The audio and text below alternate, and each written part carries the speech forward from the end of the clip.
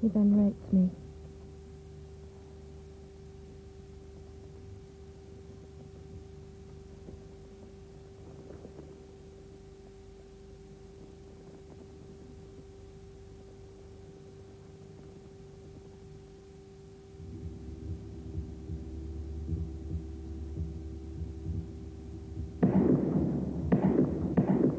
There was a sudden bang.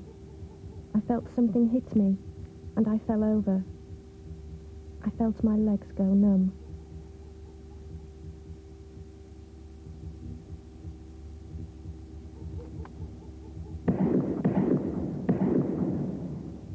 He didn't hit me this time. I could feel them go over my head.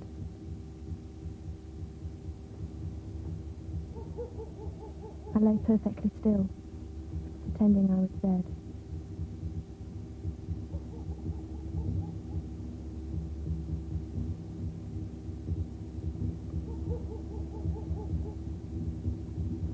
I heard him walk away. I heard the car door slam.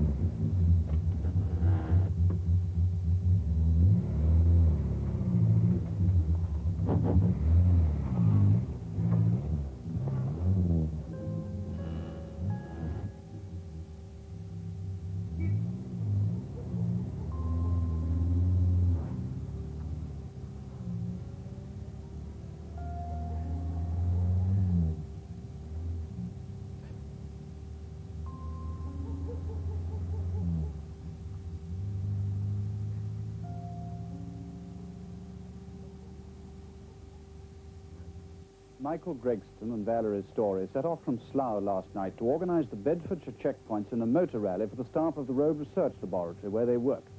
They picked up a hitchhiker. In the small hours of this morning, they were pushed out onto the patch of grass behind me, now screened, between this lay-by and the A6 road 8 miles south of Bedford. At 7:15, they were found by a workman. Mr. Gregston shot in the head and Miss Storie in the chest. Was Miss Storie able to say anything? Yes, she was pretty coherent, considering the fact she'd obviously been badly wounded. What did she say? Well, she was able to give a description of the man. She was able to tell me who she was. She was able to say that a gunman had held him up at Slough.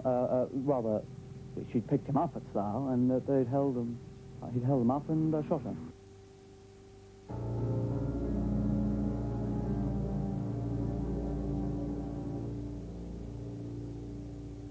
The shooting at Deadman's Hill was the most notorious crime of its day. It led to Britain's biggest investigation and longest murder trial. Yet even now, new evidence is still emerging, and while more remains hidden, the case will continue to reverberate. The crucial witness was Valerie Storie, who had miraculously survived.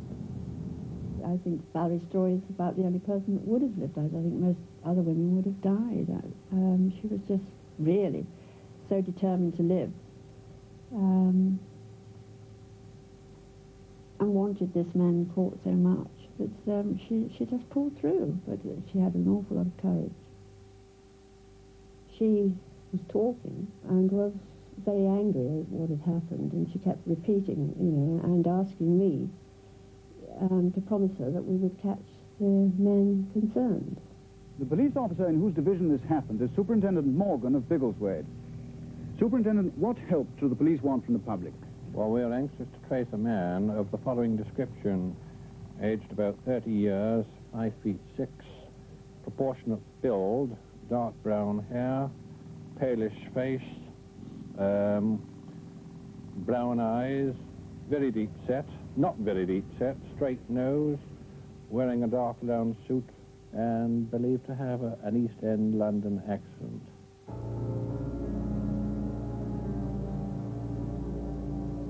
The murder hunt began.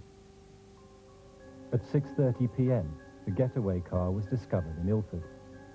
The gunman, whose erratic driving had been noticed by eyewitnesses, had abandoned it at 7:15 in the morning.